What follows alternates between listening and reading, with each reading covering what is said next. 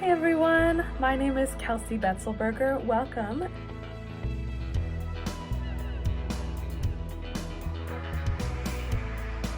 Sure.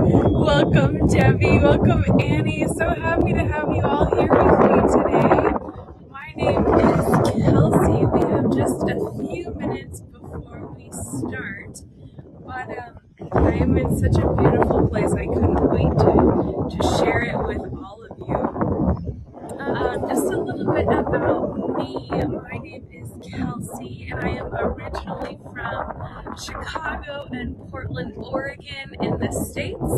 And my husband and I moved to Valencia in February, and we are absolutely loving it. I found a super cheap flight up here to A Coruña. Oh my gosh, Catherine, it's 1:30 in the morning your time. That's crazy. I'm so tickled that you were able to tune in with us. So yeah, we moved to Valencia in February, and it's been absolutely wonderful. I found a €5 flight up to A Coruña, and of course, all I get to bring is my little bag here. I'll show you. I already checked out of my Airbnb, but this is what I'm bringing. But that is how you get about on airlines like Ryanair and Volotea, I guess. I don't know. So welcome everyone. Again, my name is Kelsey, and we are here in the northwest tip of Spain, which is right above Portugal. So we are starting our tour and ending our tour actually because there's so much to see. Now that you've seen me, I'm going to flip you around. Welcome everyone. Due to some audio issues during this tour, I have re-recorded the info for us. So this is the Tower of Hercules, known in Spanish as the Torre de Hercules. And this is a historic and iconic structure in A Coruña, Spain. Built in the 1st century, the tower is located on a peninsula about 1.5 miles from the center of the city. Until the 20th century, it was known as Forum Brigantium. The Latin word forum is derived from the Greek pharos, for the lighthouse of Alexandria. This lighthouse, though, stands 55 meters or 180 feet tall and overlooks the North Atlantic coast of Spain. The renovations that we still see today occurred in 1791. According to an 11th century Irish legend, this statue we're seeing is Breoghan, which is a captivating tale that is deeply intertwined with the cultural heritage of Galicia, Spain, which is the region we're in. According to this ancient and mythical narrative, Breoghan was a renowned Celtic king who ruled over a vast territory that encompassed parts of present-day Spain. His legacy, however, would become most notably associated with the construction of a towering structure that would go on to inspire the creation of the iconic Tower of Hercules that we are seeing today. Breoghan, characterized as a powerful and influential monarch, sought to establish a symbol of his grandeur and authority. Thus, he commanded the construction of a monumental tower along the Galician coastline. This tower, known as the Tower of Breoghan, was designed to reach the heavens, enabling its inhabitants to gaze upon distant lands from its summit. The legend takes an intriguing turn when Breoghan's son, Ith, ascends the Tower of Breoghan, and from its awe-inspiring heights, claims to have witnessed an unfamiliar and distant land on the horizon. This newfound territory, he declared, was none other than Ireland, an island that lay across the sea. The tower's role in this mythical narrative is pivotal, as it served as the vantage point from which this mythical connection between Galicia and Ireland was first established. Side note, you might see some red curly hair in this part of Spain. That is not because there are a lot of folks visiting from Ireland and Scotland. It is due to this connection that we are talking about here. Driven by Ith's sighting of Ireland, a group of adventurers embarked on a voyage across the sea to explore this mysterious and alluring land. This legendary journey contributed to the enduring mythological connection between the Celtic peoples of Galicia and Ireland, even though the legend itself is primarily symbolic and lacks somewhat historical veracity. Throughout the centuries, though, the Breochan legend has become an integral part of Galician culture and folklore, emphasizing the region's Celtic heritage and its ties to Ireland. The legend's enduring legacy is most prominently embodied by this Tower of Hercules that we see in the distance, which today we are going to walk right up to and explore. While the myth may not offer a factual account of history, it does remain a cherished piece of Galician identity, reflecting the profound cultural and mythological connection between these two lands. The Tower of Hercules that we are seeing today is the oldest known lighthouse. Built in the 1st century, the tower is located on this peninsula about 1.5 miles or 2.5 kilometers from the city center of A Coruña. Until the 20th century, it was known as the Forum Brigantium. The Latin word forum is derived from the Greek pharos, for the lighthouse of Alexandria. The lighthouse of Alexandria was built by the Kingdom of Ancient Egypt during the 3rd century BCE. It has been estimated to have been at least 100 meters or 330 feet in overall height, and it was one of the 7 wonders of the ancient world. For many centuries, it was considered one of the tallest man-made structures in history. The Tower of Hercules is nearly half the height of the Lighthouse of Alexandria at 57 meters or 180 feet in height. It receives roughly 200,000 visitors per year, and the current structure that we see today was from renovations in 1791. Originally, though, the tower is known to have existed by the 1st century, built or perhaps rebuilt under Trajan, the, quote, best emperor of the Roman Empire. He is remembered as one of the 5 good emperors of his dynasty due to his philanthropic rule and a successful soldier emperor who led the Roman Empire to attain its greatest territorial extent by the time of his death. He was a very popular, very famous guy. So the original lighthouse was founded by Trajan. The tower has been in consistent use since the 2nd century, but the original tower was shorter and wider than the current one that we see today. The surviving core was surrounded by a spiral ramp. The outline of this ramp is actually still visible on the restored exterior that we'll see as we head up to it. Here we are looking out at the beautiful waters of the Galician coastline. You can see it is a very windy day, but beautiful blue skies, but a little bit of walking that we have to do before we arrive right underneath our beautiful lighthouse. While we explore, let's talk about some fun facts about Spain. We'll explore these on a more in-depth basis soon.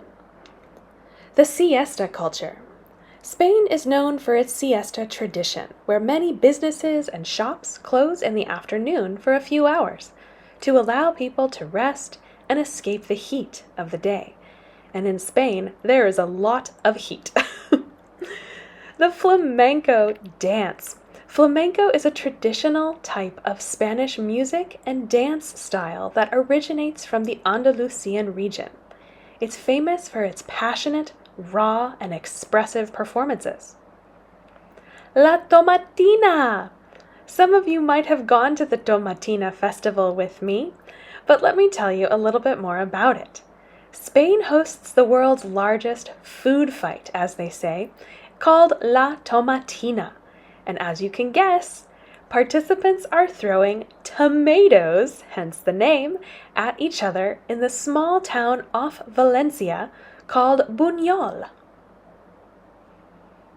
Bullfighting. Although controversial, bullfighting is a traditional Spanish spectacle, with the most famous events being held during the running of the bulls in Pamplona. Multiple languages. Spain has several official languages, including Spanish or Castilian, Catalan, Galician, and Basque. Catalan is spoken in Catalonia, while Basque is unique to the Basque country. Paella. Paella is a popular Spanish dish originating from the Valencian region. It typically includes rice, saffron, and a variety of ingredients. There's seafood, but there's also chicken and snails, or simply vegetables. A diverse geography. Spain has a diverse landscape, from beautiful beaches along the coastlines to the mountainous regions of the Pyrenees and the Sierra Nevada. It also has semi-arid deserts, like the Tabernas Desert. Famous artists. Spain has produced many renowned artists, including Pablo Picasso, Salvador Dalí, who made significant contributions to the world of art. La Sagrada Familia. As many of you know who came with me on our La Sagrada Familia tour, this famous basilica in Barcelona, designed by architect Antoni Gaudí, has been under construction since 1882, and it's still not even finished. It is an architectural masterpiece. The link to this tour can be found in the information below this video in case you'd like more information on this amazing cathedral. Tapas. Tapas are a beloved Spanish culinary tradition where small, flavorful dishes are served alongside drinks, and in Spain there are many drinks. It's a great way to sample various Spanish foods. These are just a few of the fascinating facts and history about Spain. A country rich in culture, history, and tradition. As we walk, let's talk a little bit about the Spanish lifestyle. The lifestyle in Spain is deeply influenced by the country's rich history, which spans millennia. Spain's history includes Roman, Moorish, Christian, and other cultural influences, resulting in a diverse and unique way of life. For centuries, Spain was a global colonial power, shaping its culture and traditions, and today it remains a vibrant and dynamic nation with a lifestyle that reflects its complex past.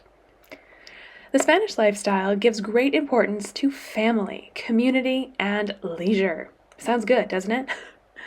The concept of familia, as they say here, is central, with extended families often living close together and frequently gathering for meals and celebrations. I have a friend who is over 30 and still lives with his parents. He says he will move out when he meets the person he wants to marry.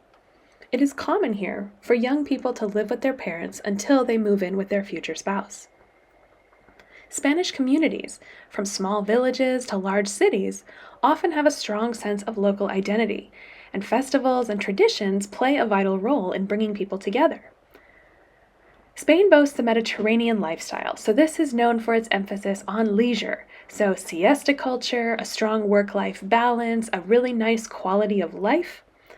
Spain's climate and geography contribute to this lifestyle, though, with many Spaniards enjoying outdoor activities like hiking, swimming, and outdoor dining. Most people here eat their meals outside on a daily basis. Statistics indicate that Spain has one of the highest life expectancies in the world, partly attributed to its Mediterranean diet and relaxed pace of life. Stress is a huge indicator, and here there's not a lot of it. The siesta tradition. As we spoke about, the siesta, which is the short afternoon nap, is a famous part of Spanish life. Many businesses close for a few hours in the afternoon to allow people to escape the heat and recharge, emphasizing this value of rest and relaxation. Spain is also renowned for its culinary culture, which goes beyond paella and tapas, although they are delicious. Each region has its own specialty dishes, such as Catalonia's seafood paella, Basque Country's pinchos, and Andalusia's gazpacho, the cold tomato soup. Spain is also known for its vibrant festivals and traditions, including La Tomatina, the world's largest tomato fight, Semana Santa, which is the Holy Week processions, and the running of the bulls in Pamplona. These various festivals are just part of Spain's vibrant but relaxed way of life.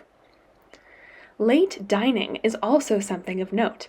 It's common for Spaniards to have dinner late into the evening, often well past 9 or 10 p.m. This allows for extended socializing and a leisurely approach to meals. Spain's favorable climate also encourages this outdoor lifestyle. Like we talked about, sidewalk cafes, park, and plazas are bustling with activity year-round, making it easy to enjoy the fresh air and sunshine while you have tapas or your evening meal with your family. Spaniards also have a strong sense of regional identity. This can be seen in their regional languages, the traditions, and the cuisines. Catalonia, the Basque Country, Galicia, and other regions have distinct cultures within Spain. Not to mention the language. The Spanish language is not just a means of communication, it's an integral part of the Spanish lifestyle. The importance of family and community is often reflected in the language's use of familiar and formal forms of address. The Spanish lifestyle is a harmonious blend of tradition and modernity, with a strong focus on family, community, and enjoying life's pleasures. Its rich cultural tapestry, diverse regional identities, and celebration of leisure and culinary delights make it a captivating and vibrant way of life. So here we are, a little bit closer to the lighthouse, where we can clearly see this ramp that has been protected by the exterior, but you can see how it very much looks like a spiral staircase surrounded by 4 walls with windows. Isn't that interesting? I wasn't able to climb the tower today because of reception issues, but I would highly encourage you all to climb the tower if that is an option for you, because what incredible views from the top. So this beautiful lighthouse is a design that is typical of Roman lighthouses, this square base and a tapering cylindrical shaft. It has undergone various renovations and repairs over the centuries, but it does retain much of its original Roman structure. Unfortunately, it is hidden within the protective facade. Throughout its long history, the Tower of Hercules has served as a functioning lighthouse, aiding maritime navigation in the region, and its light is visible from a distance in the water of about 32 kilometers or 20 miles. It is characterized by a white light with a rhythmic pattern. What sets this Tower of Hercules apart from other lighthouses is its continuous operation as a lighthouse for nearly 2 millennia. It has been modernized, of course, with modern lighting and navigational equipment, but it remains an enduring symbol of both ancient engineering and the city of A Coruña. The Tower of Hercules was designated as a UNESCO World Heritage Site in 2009, recognizing its historical and cultural significance. It is also a popular tourist attraction, as we know, being the tourists. It does draw visitors from around the world who come to admire its architecture and learn about its history. The Tower of Hercules is not only a functional lighthouse, but a symbol of the city of A Coruña, as well as the broader Galician region. It represents endurance, strength, and the enduring spirit of human engineering. This has served as a beacon of maritime safety for over 2,000 years and showcases the ingenuity of the ancient Romans. Roman history in Spain is a rich and multifaceted tale that spans several centuries, leaving a lasting impact on the Iberian Peninsula. While we explore, let me tell you a little bit about this important history. The Roman presence in Spain began in the 3rd century BCE and continued until the fall of the Western Roman Empire in the 5th century. The Roman conquest of the Iberian Peninsula, known at that time as Hispania, again commenced in the 3rd century BCE. The Romans gradually expanded their control over the region, defeating various local tribes and kingdoms, including the Carthaginians. This conquest was marked by significant military campaigns and the establishment of Roman colonies. One of the most enduring legacies of Roman rule in Spain is the development of cities. Romans built numerous cities with impressive infrastructure, including roads, bridges, aqueducts, amphitheaters. Mérida, Tarragón, Zaragoza are notable examples of Roman cities that thrived in Hispania. The Romans introduced advanced agricultural practices to Spain, hence the development of aqueducts specifically, transforming it into a vital source of agricultural products for the empire. Olive oil, wine, wheat production, all of these flourished, contributing to the economic prosperity of this region. These agricultural legacies continue to influence Spain's economy today. Roman influence extended to the cultural and linguistic landscape of Spain. Latin became the dominant language, giving rise to Vulgar Latin, which eventually evolved into Spanish. Roman architecture, art, and traditions left an indelible mark on the Iberian culture. The Romans brought their polytheistic religious practices to Spain as well, and the region became home to various temples, shrines, and cults devoted to Roman gods and goddesses. The influence of the Roman religions persisted even after the spread of Christianity. As the Western Roman Empire faced internal strife and external threats, its control over Spain weakened. In the early 5th century, the Visigoths, a Germanic tribe, began to assert their dominance in the region, and by the year 409, the Visigoths effectively controlled much of Spain, marking the end of direct Roman rule.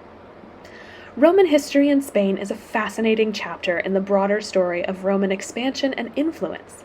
It left a profound imprint on the Iberian Peninsula, shaping its cities, economy, culture, and language.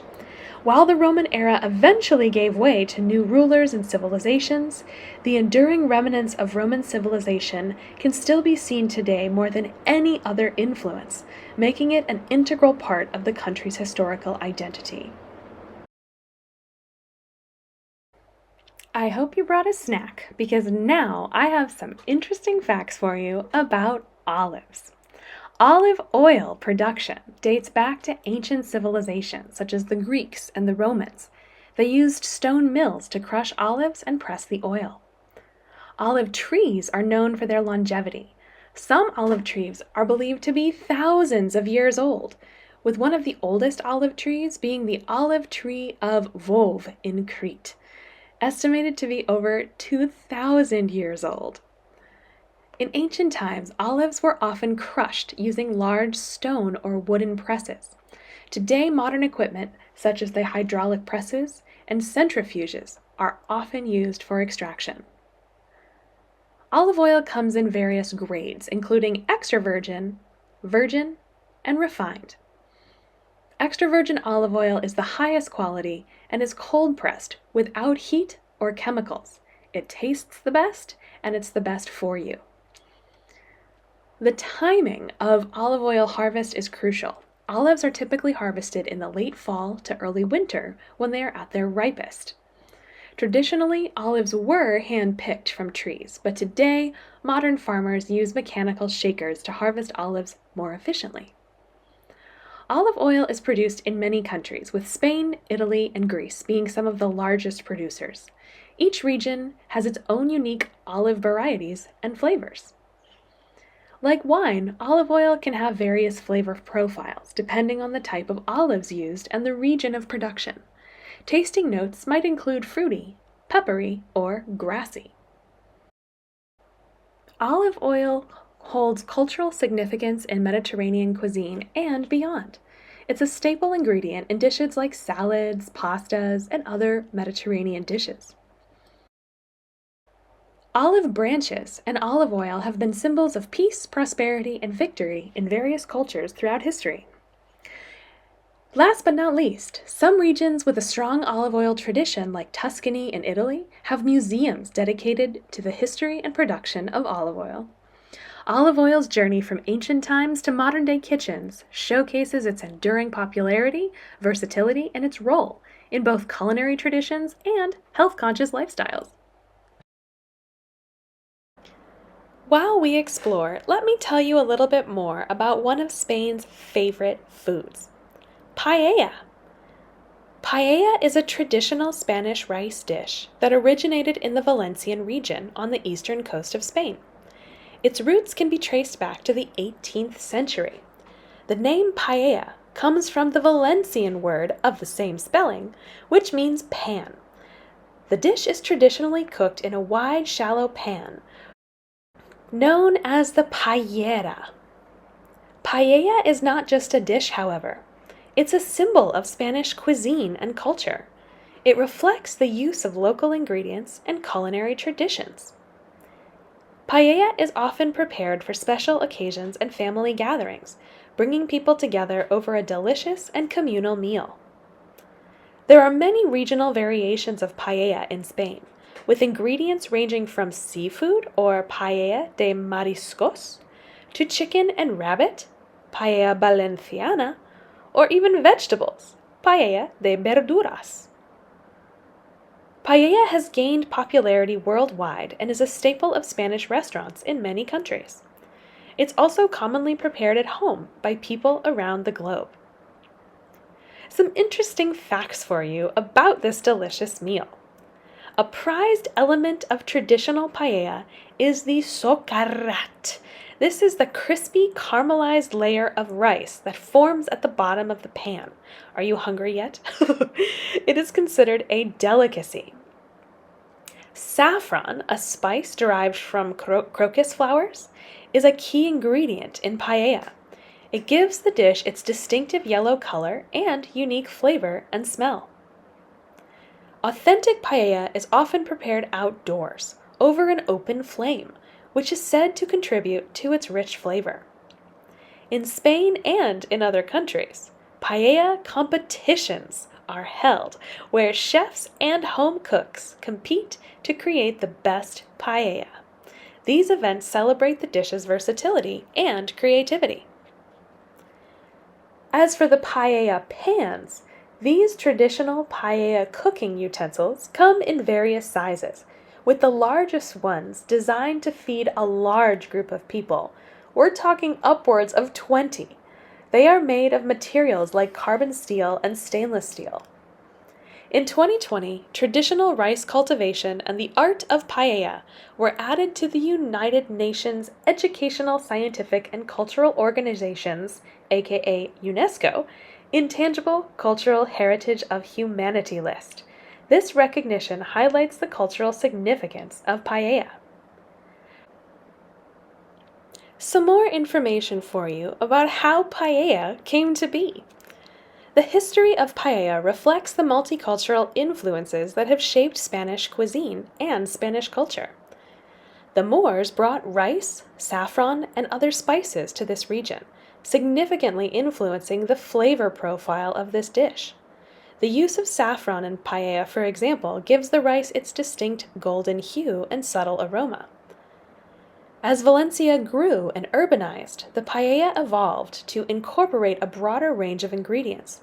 Seafood, for which Valencia's coastal location was ideal, became a popular addition, leading to the creation of the paella de mariscos. This seafood paella typically includes shrimp, mussels, clams, and squid, reflecting the rich maritime resources of the region.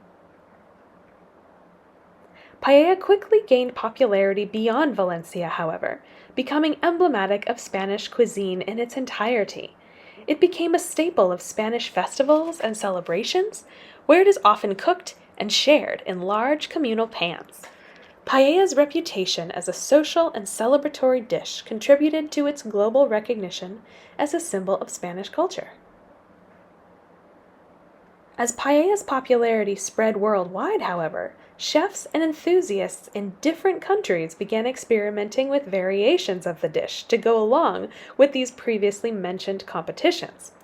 These adaptations include vegetarian paella, paella with chorizo, and even fusion versions that incorporate ingredients from other cuisines. Paella is a beloved Spanish dish, and it has become an internationally recognized symbol of Spanish cuisine. Its history, regional variations, and cultural importance make it a fascinating and delicious aspect of Spain's culinary heritage. Which one would you try? Originally, paella made in Valencia was a lunchtime meal for farmers and farm laborers, which is still true today. Valencia often does not serve paella other than at lunchtime. Workers would gather what was available to them around the rice fields. This often included tomatoes, onions, even snails. Rabbit or duck was also a common addition, but chicken less often. On special occasions, 18th century Valencians used calderos to cook the rice in the open air of their orchards near Lake Albufera. Eel and butter beans were common ingredients, and the novelist Vincent Blasco Ibáñez described the Valencian custom of eating water voles in Cañas y Barro from 1902, a realistic novel about life among fishermen and peasants near Lake Albufera. Living standards rose with the sociological changes of the late 19th century in Spain, however, which gave rise to the gatherings and outings in the countryside. This led to changes in paella's ingredients, adding more chicken, duck, and sometimes snails to the rabbit. Paella became so popular that in 1840, a local Spanish newspaper first used the word paella to refer to the recipe than the pan, according to a food historian, Lynn Ulver. It has become a custom at mass gatherings in the Valencian region to prepare enormous paellas, sometimes even to win a place in the Guinness World Records. Chefs use gargantuan paelleras for these events. The largest paella in the world was made by a restaurateur, Juan Galvis, in 2001. It fed 110,000 people, according to their website. The chef said that this paella was even larger than his earlier world record paella made in 1992, which fed about 100,000 people. All of these are in the Guinness Book of World Records. Some controversial representations, though, are from non-Spanish chefs who include ingredients like chorizo in their paella, as well as other ingredients. These alternative dishes had new names according to Spanish chefs. Arroz con cosas, rice with things, is a famous alternative. The use of these different ingredients has been known to elicit emotional responses from other chefs as well as authors. In the Catalan cuisine, Josep Pla had said, "The abuses committed in the name of paella valenciana are excessive, an absolute scandal."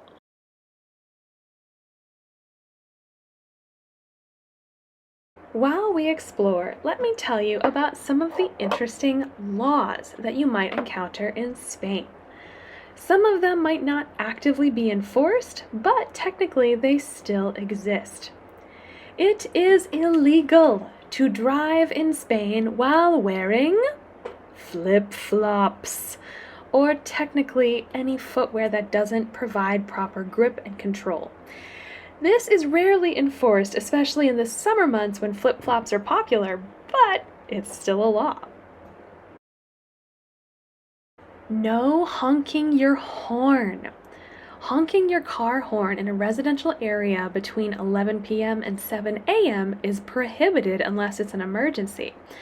However, where I live in Valencia, you are fined upwards of 80 euros if you use your horn at all, any time of day, unless it is a provable emergency. No kissing in train stations. In some train stations, public displays of affection, including giving your person a smooch, are discouraged and even prohibited. This is to ensure the smooth flow of passengers. In some regions, women participating in traditional parades are not allowed to wear high heels. Are they worried about their feet? No. It is because technically high heels could damage these hundreds, thousands of years old streets. It is to protect the public property.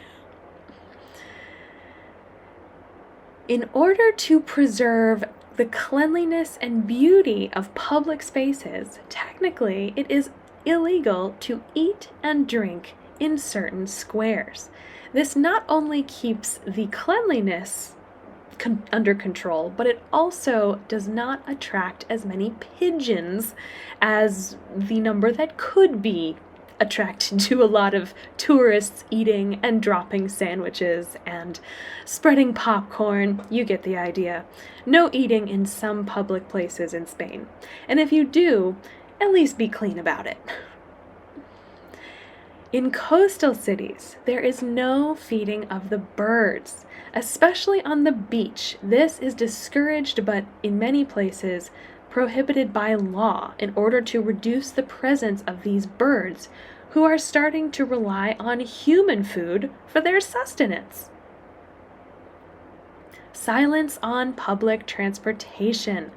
Many Spanish cities have rules against loud music or loud phone conversations without headphones on public transportation in order to maintain a peaceful environment.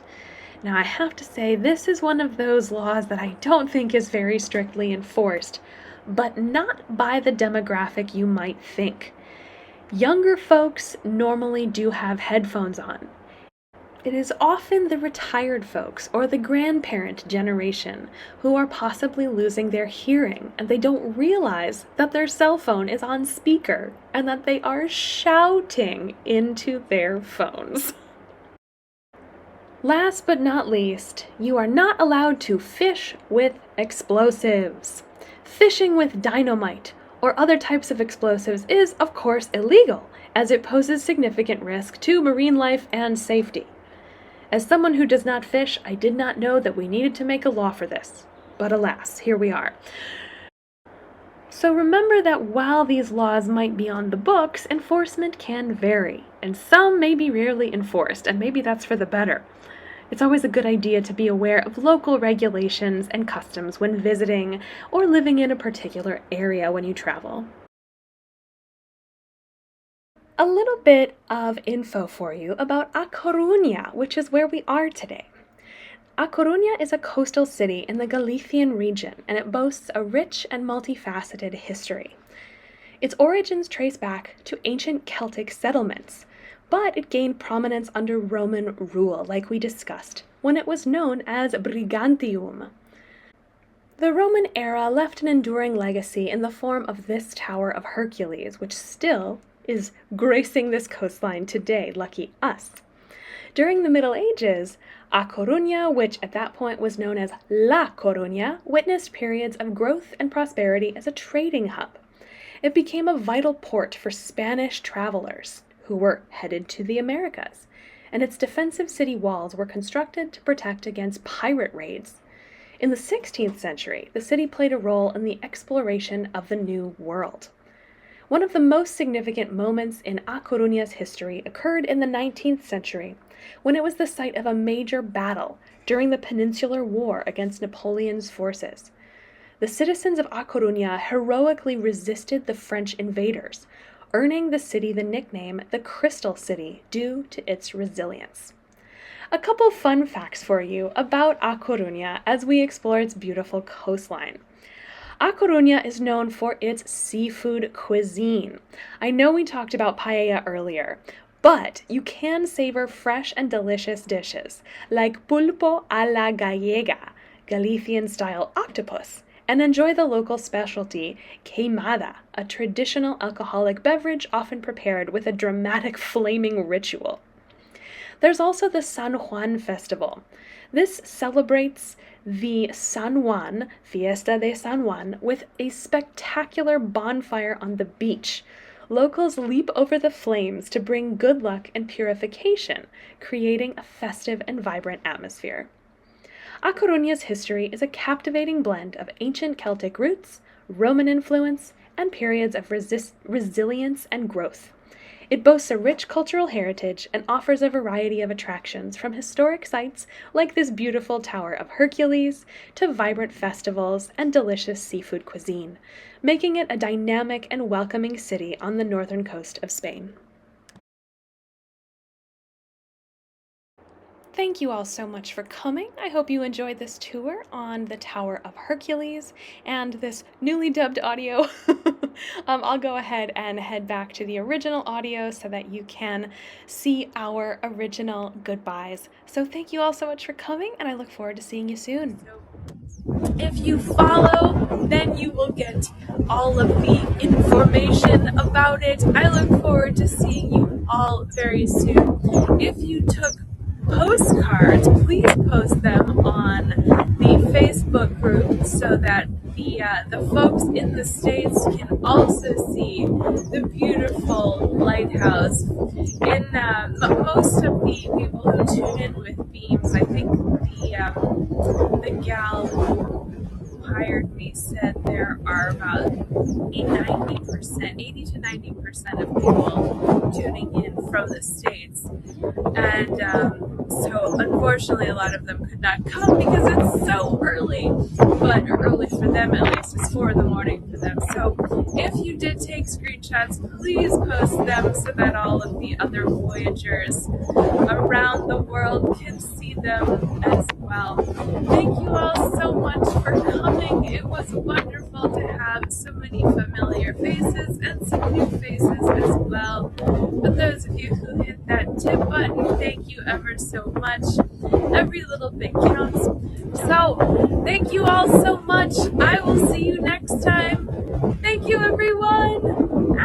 See you next time if I don't get blown away by the wind. See you soon. Thank you, John. Thank you, everyone.